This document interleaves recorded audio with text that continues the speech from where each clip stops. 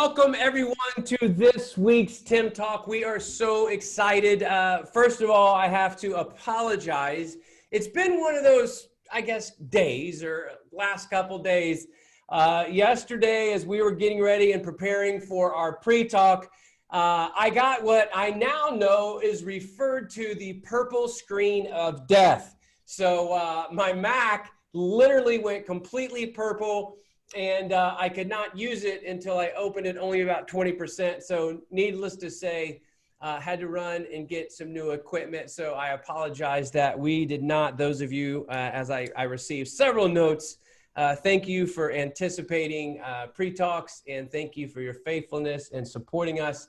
And for that, I am sorry. But I do have a brand new Mac computer, so hopefully that will not happen again. My guest today has become a dear friend of mine, one of the good guys in the car business, and been around a long time. I don't want to say too long because him and I are about the same age.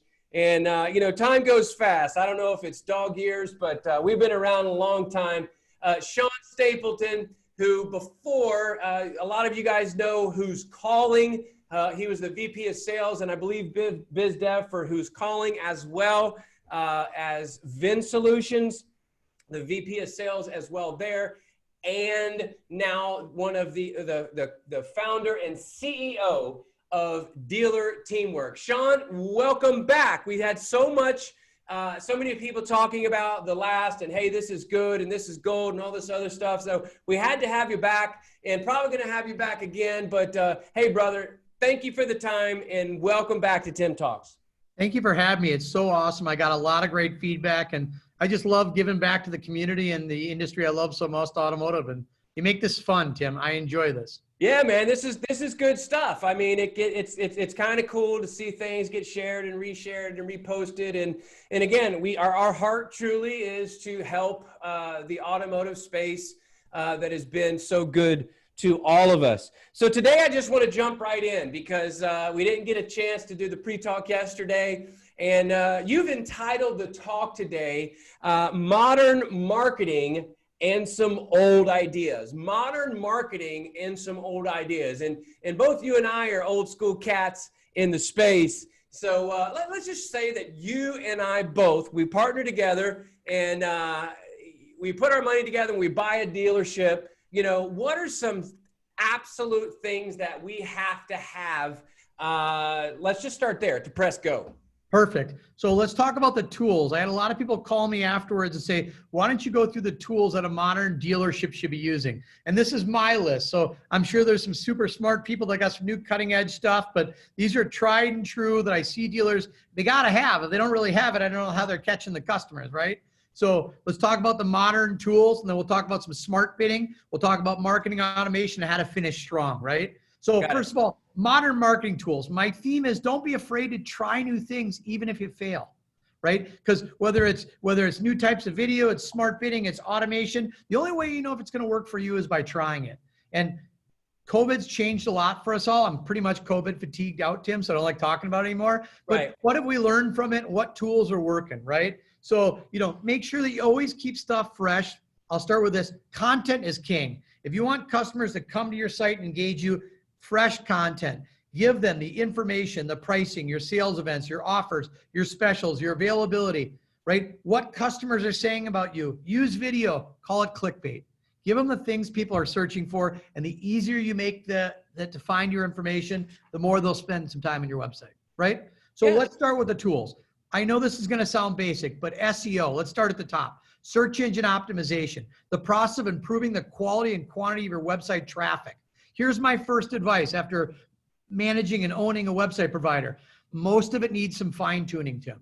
You got to go in there and customize it. So your H1s, your title tags, your landing pages, make sure they're customized and dialed in for your geos. It can't just say, you know, Hennessy Lexus. Got to say Hennessy Lexus, your state, your location, a little bit about you, the products you sell and services. Make it easier for the search engines to identify what you sell and what you offer. Make sense? Yeah. Make sure you got unique landing pages. So if they look at the new product or product introduction, the big one we did this year was the new Bronco for Ford. So we created landing pages. you couldn't buy the Bronco, but everybody wanted to know what options, what colors, is it a manual, right? So give them all that information to your customer, easy to be found.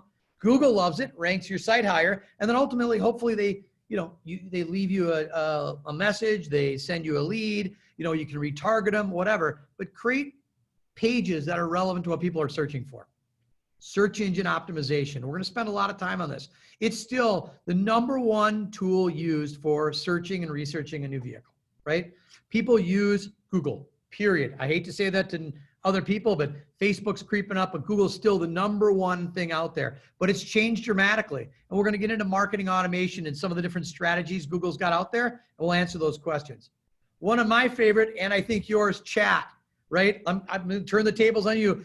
Tim, I see live chat is one of the best absolute methods for conversion you can put on a website.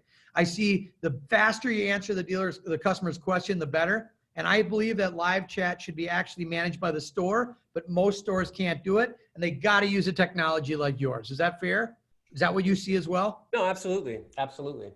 We're even seeing, marketplaces, and I don't want to, marketplace is low hanging fruit with Facebook. We've said it a zillion times on TIMTALKS. Marketplace, one dealer was closing at 80%. The other dealer said it was junk. The difference was the one dealer had 3 people that every time a marketplace response, is this still available? Which I use Marketplace. I sold my son's Jeep on Marketplace. I've sold other Jeep parts on Marketplace, and it's quick and fast. But somebody to answer those, they'll sell. Not every time, but a monster percent of the time. So absolutely 100% concur.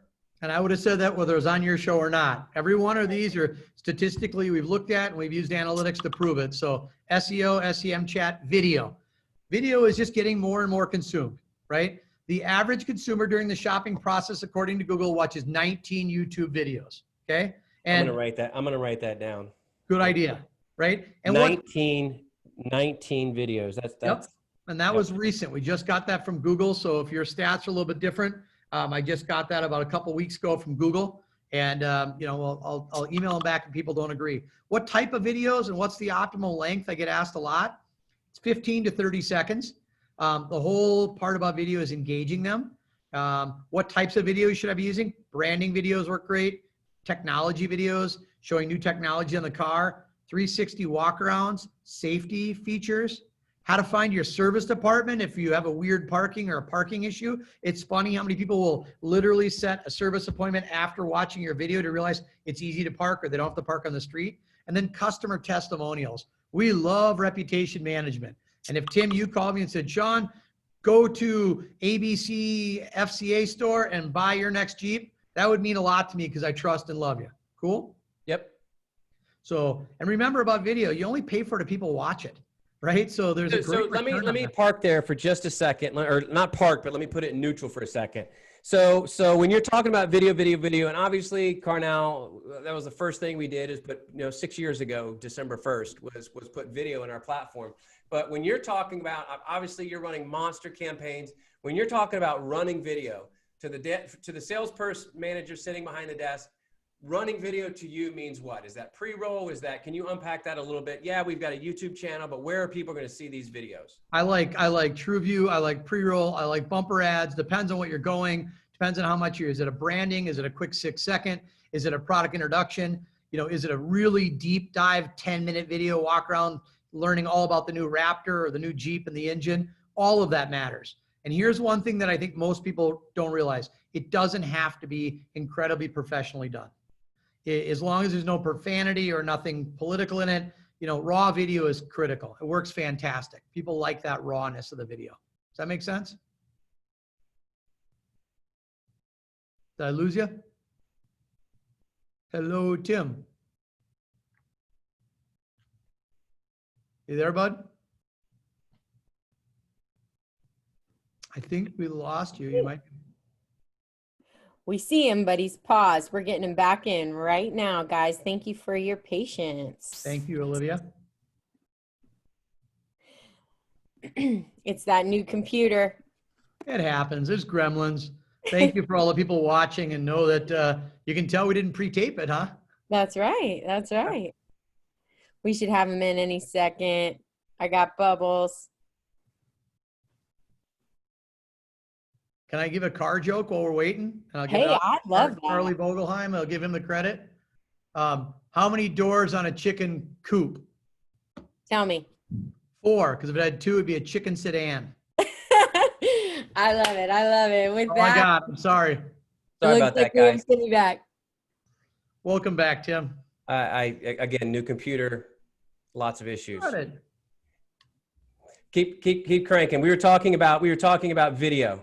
Yeah, and there's the video means a lot to a lot of people. There are different uses for video: branding, product introductions, sales events, pricing, safety videos, all those types of things. 360 videos.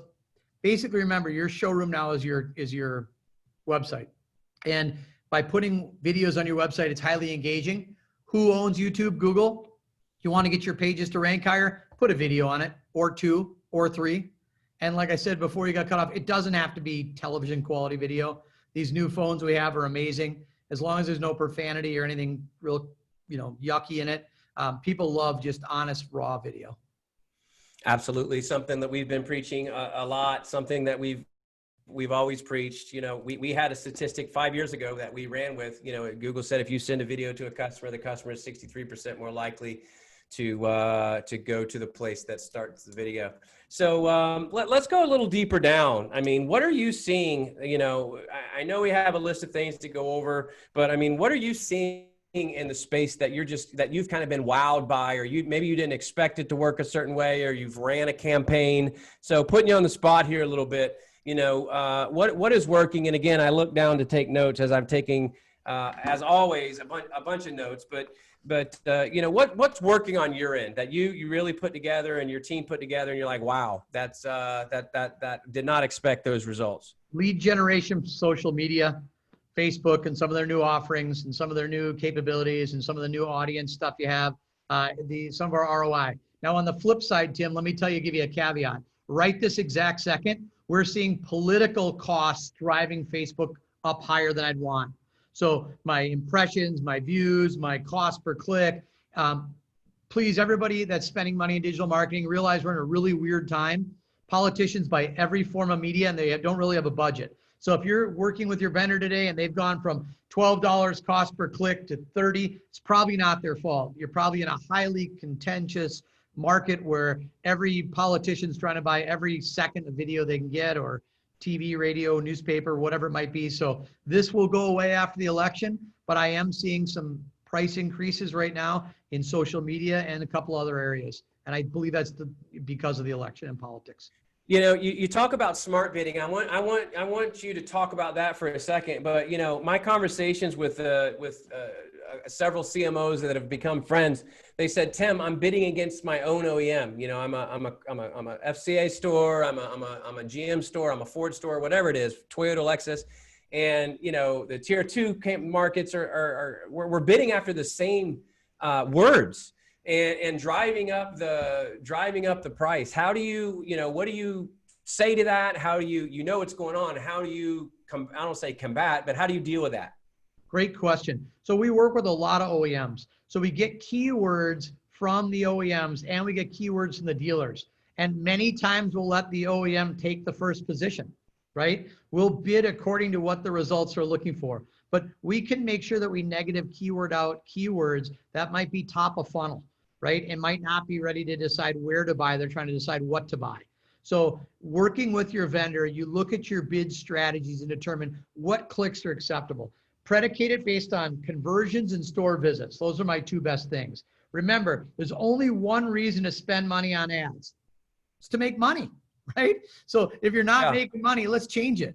Good vendors should be completely transparent on their keywords, their negative keywords, the ads that are working, the ad content, and then ultimately, Tim, what's not working. Is that fair? Yeah, and that leads me into my next question. By the way, and I don't know if you have it right there, for those of you that are tuning in, and again, so we're going to get these goofy things worked out with my computer and so on, but whoever has the most, we're going to vote at the end. Whoever has, if you want to type in a question, we are giving away, what is that, a Google Home? Is that what that thing's called? Google Home Mini. Google Home Mini, you heard it first.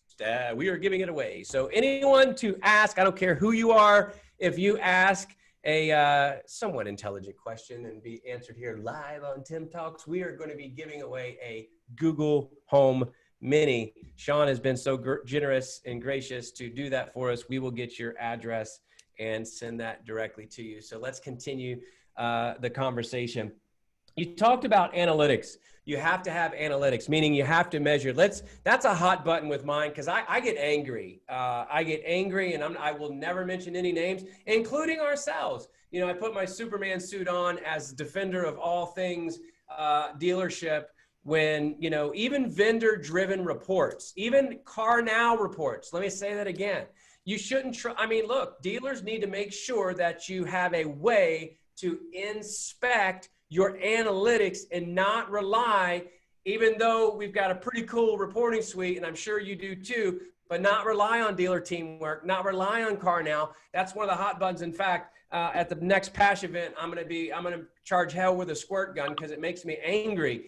When it reminds me of the Wizard of Oz, and, you know, hey, you know, vendor comes to my desk and pay no attention to the guy behind the scene, and this is what you need. No, is what we're doing, selling and servicing automobiles. So I went on my rant. I feel a little better now.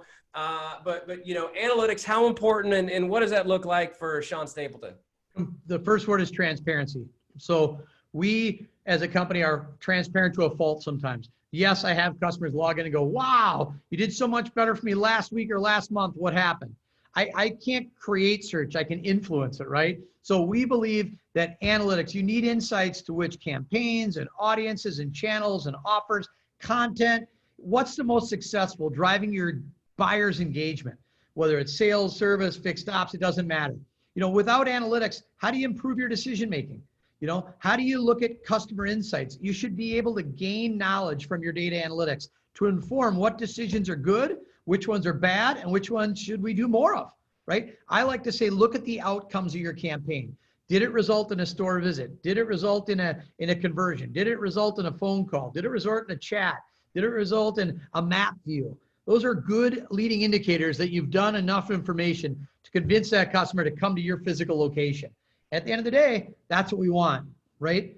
Analytics, what we do is we take every marketing channel you have, we lay it out, we show you your cost, your results, your trend, your up and down, and what we can do to make that go the direction you want, whether it's spend less money, spend less money, or spend more money and get better results. It really doesn't matter. Analytics is what drive all of our marketing decisions. You know, you said, we talked before about marketing automation. Yes. And how is marketing automation helping dealers drive more leads for less money? Can you help us out with that? What do you mean by marketing automation? How do we automate, per se, our marketing, which appears to be an 800-pound gorilla, and, you know, most desk guys and gals and managers go by their quote unquote gut?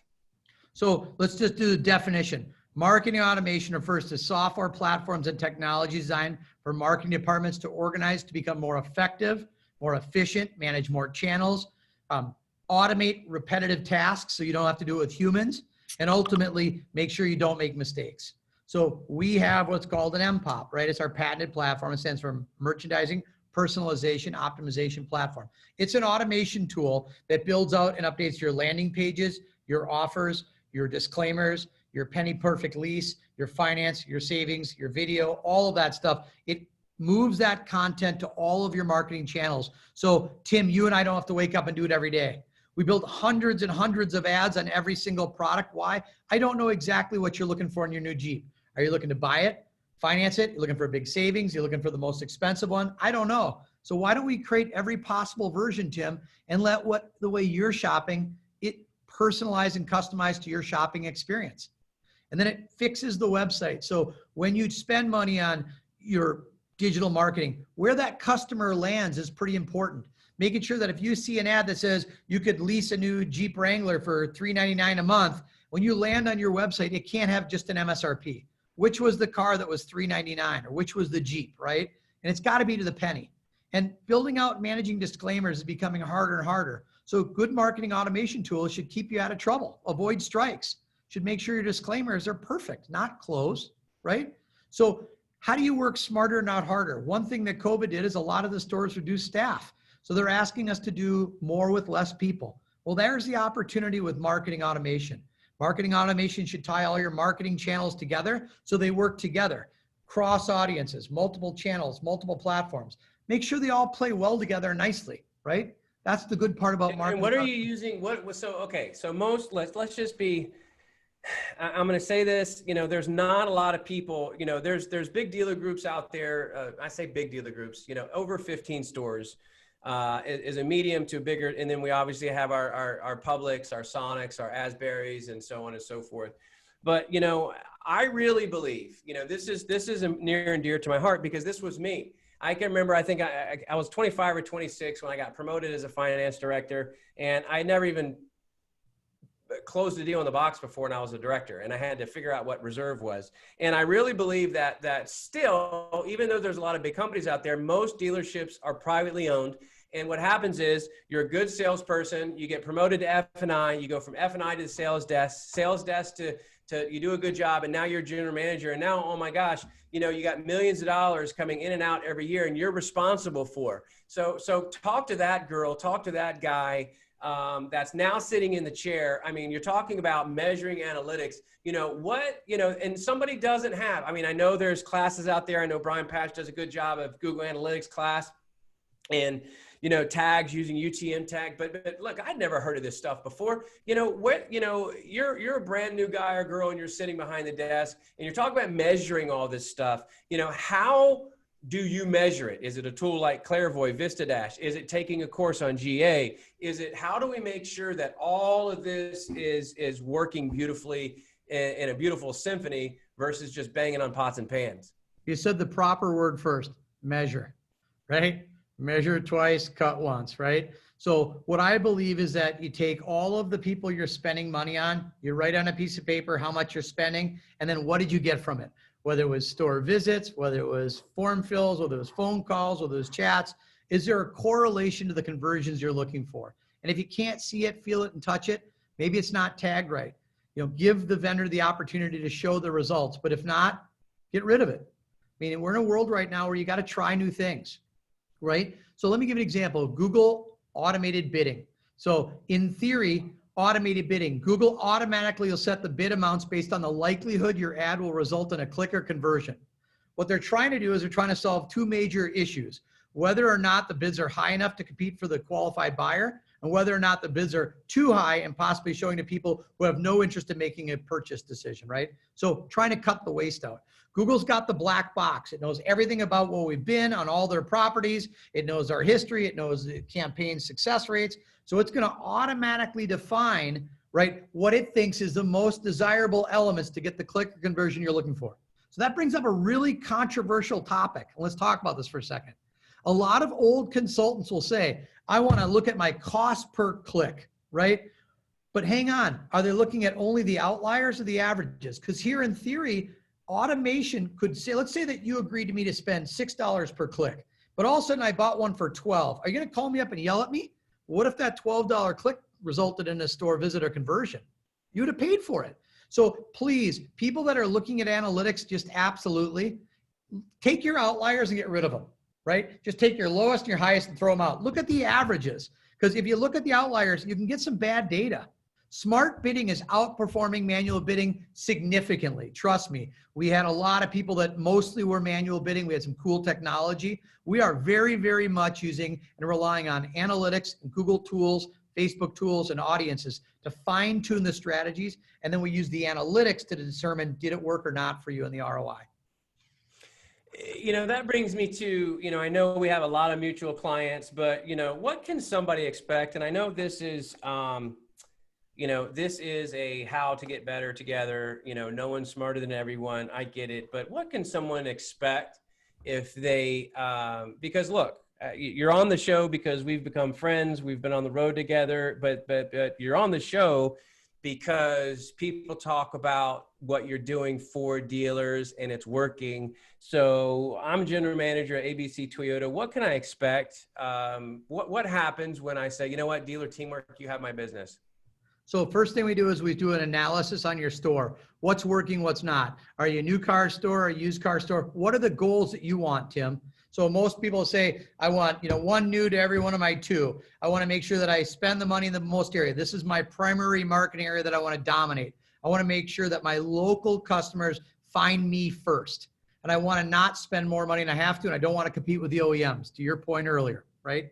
Right. We do an analysis, we look at what the opportunity is, and then we go look at 4 smart bidding strategies: enhanced cost per click, target CPA, target, return on ad spend, and then max conversion, right? And these are the smart bidding technologies that are out there. We also then sprinkle in manual, because when you're looking at smart bidding, they don't know how to talk about weather or events or things that could be anomalies, right? So you got to have humans involved in it as well. But we use the best and most modern tools. We look at always driving the best ROI. If you're not getting a 4-to-1 ROI as your benchmark, look for another vendor.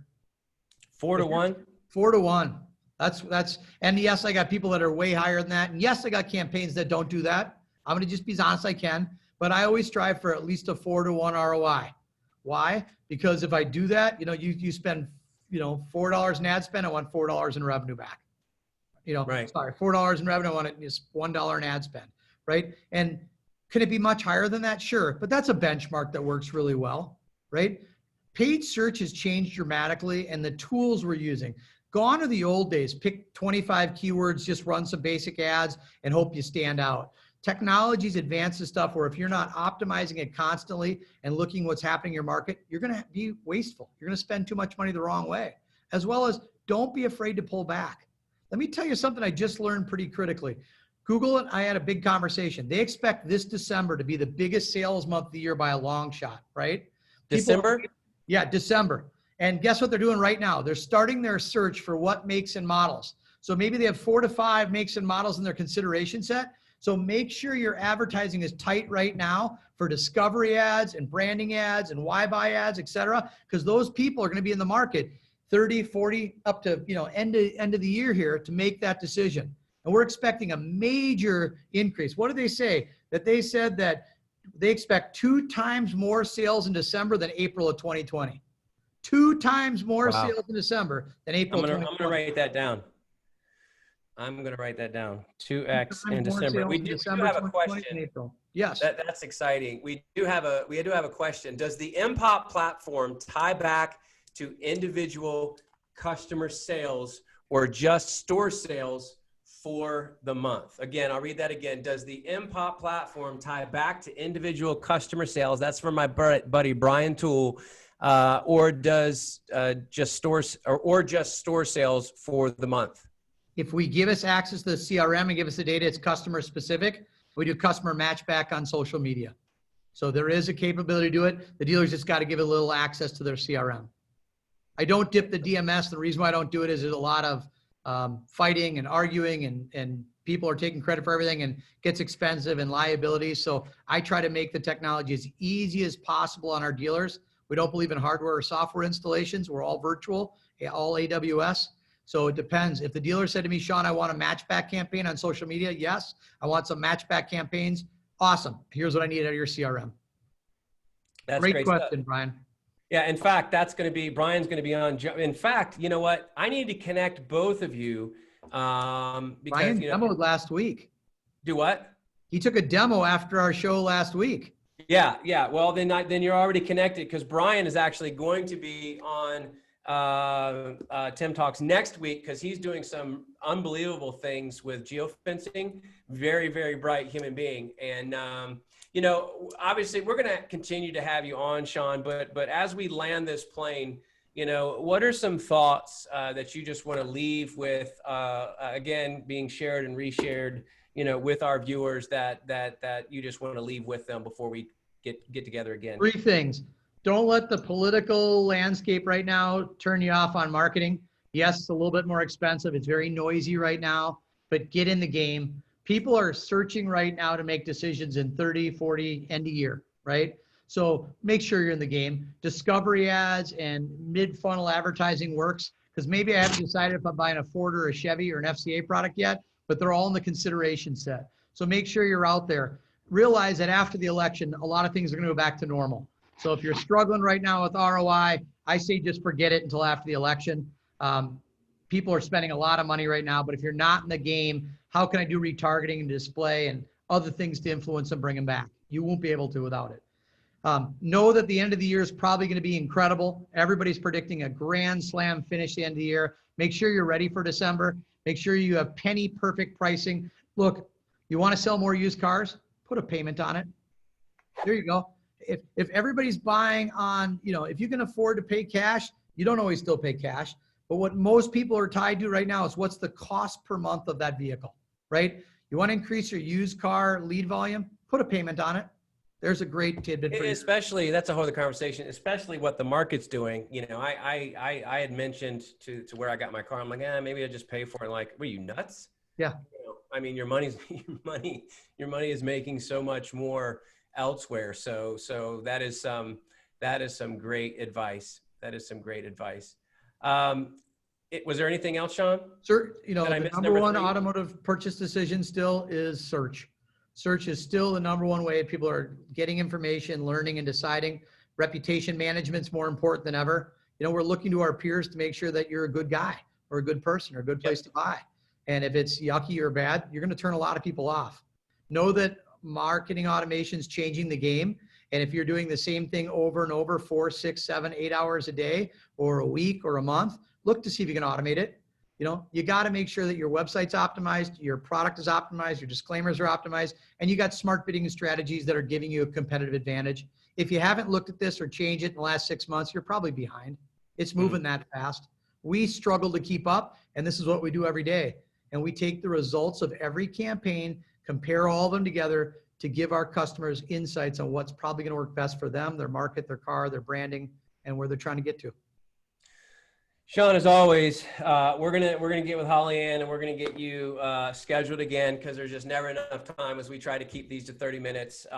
Listen, thank you so much. Thank you for your friendship. Thank you for a true heart to serve dealers and to help dealers and be transparent.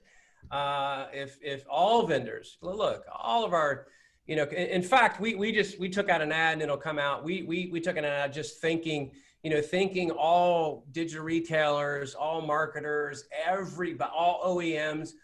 You talk about a business model that we all reached in to keep our automotive space afloat from March. The automotive space has done that. So kudos to everybody. Kudos to, if you're a competitor with CarNow, a competitor with Dealer Team, kudos to everybody. Kudos to OEMs. Because, as Sean said, on track to have a monster year and an amazing December. We are going to get Sean back on again. Ladies and gentlemen, thank you so much. We had one question, so we will be sending Brian Toole the Google Home Mini, and that will be coming to you, my friend, very soon. And Sean, we are going to make sure that we have you on again because you are a wealth of information. We never have enough time. And we are going to segment some more topics. As always, ladies and gentlemen, thank you so much for joining Tim Talks. No one is smarter than everyone, and let's continue to get better together. We will see you next week. God bless. Thank you. Thank you so much. Bye-bye.